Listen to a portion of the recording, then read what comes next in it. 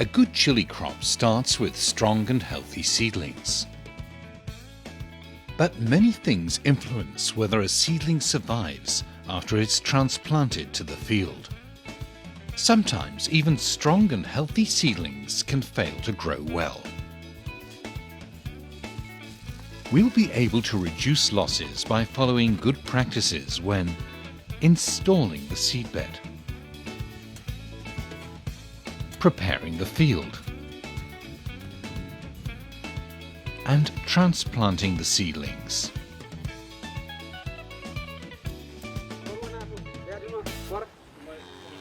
Good planning is crucial. As chilies grow best in a light and fertile soil, obtain sufficient organic matter, even before setting up your seedbed. You can use all kinds of animal manure. In case you don't have animals of your own, a good relationship with a herder can make the difference. As Martin Sosu, a farmer in Kome in southern Benin, explains.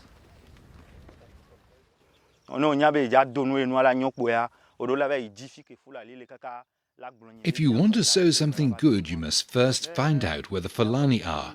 We tell the Fulani herdsman beforehand that we need some cow dung. If he has any, we negotiate a price. Sometimes he asks us to wait for 3 days to have enough manure in the corral, and we return later to collect a sufficient amount.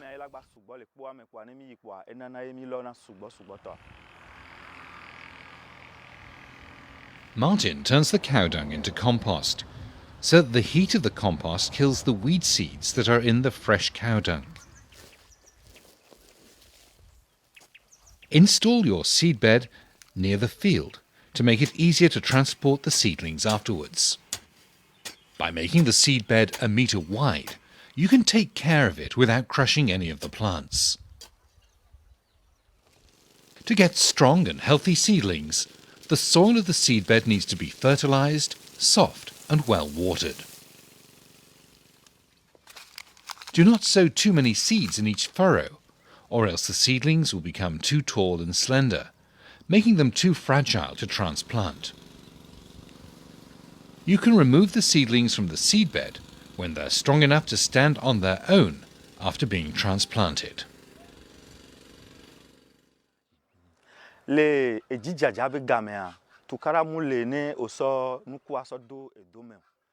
the rainy season, about 2 to 3 weeks after sowing, the seedlings are ready and you can uproot and transplant without any difficulty. But in the dry season, the sun burns, and when you sow, you have to water enough. The abundant water will make the seedlings stronger. After a month, the seedlings will have strong stems and be ready for transplanting.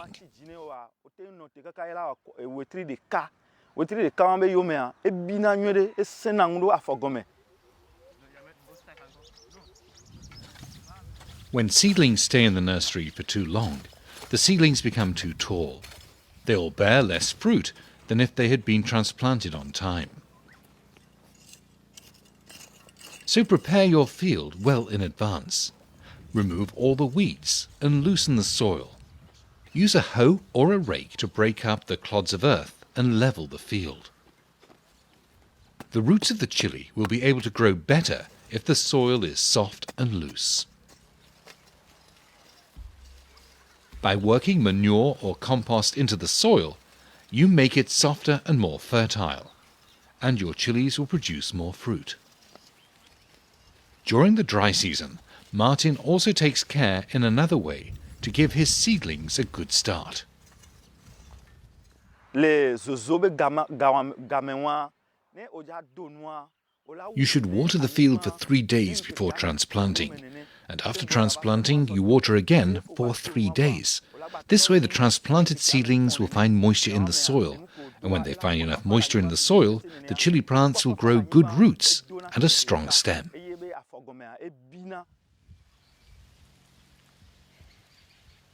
So what distance do we need to leave between seedlings? If chili is planted too close together, the plants will disturb each other. Air needs to get in between the plants, so they will have many fruits.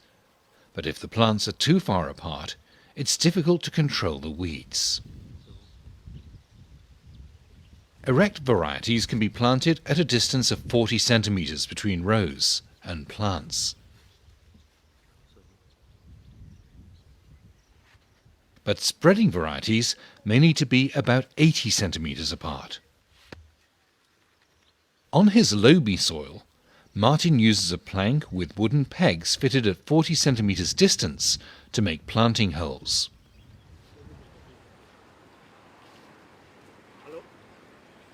On the sandy soils of coastal Benin, vegetable farmers tightly pull a rope across their field and release it like a bowstring to leave traces in the wet sand. By doing this in two directions at right angles, they lay out a planting pattern of 40 by 40 centimeter squares.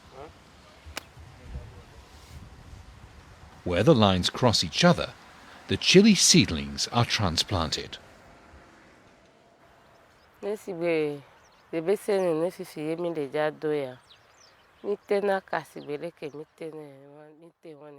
To transplant chili, we use a rope. We trace lines on a plant bed, and we use the same distance in either direction between the plants. By doing so, the plants have enough space to develop well.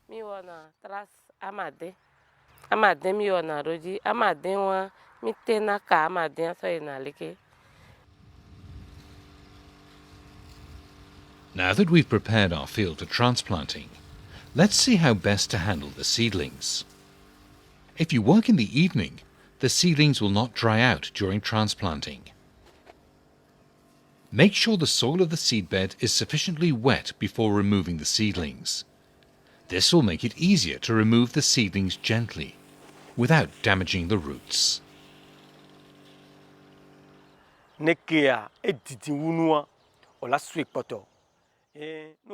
When you see that the seedlings have long roots, they should be cut so they don't fold into the planting hole.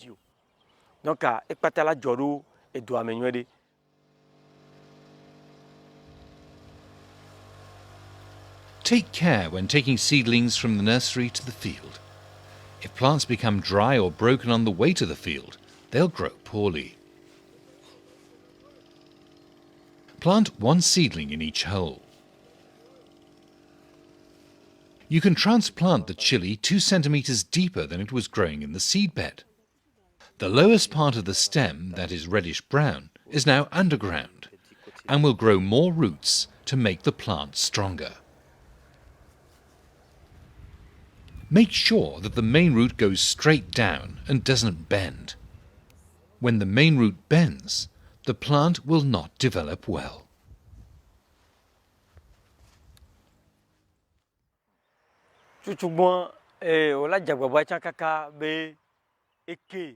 We must take care to place the main root into the hole properly, so that it does not bend in the hole or does not bend upwards. It must be properly positioned in the hole, or else the plant will not grow well.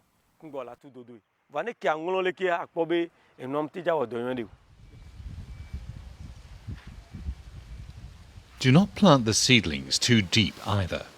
The right depth is about 5 centimeters. After transplanting, the chili seedlings will wilt a little bit. This is normal, but if they wilt too much or stay wilted for too long, the plants can become damaged. Water the seedlings so that they can become well established.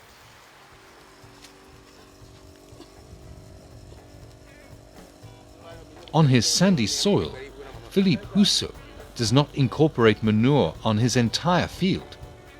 Instead, he applies a handful of chicken manure next to each seedling.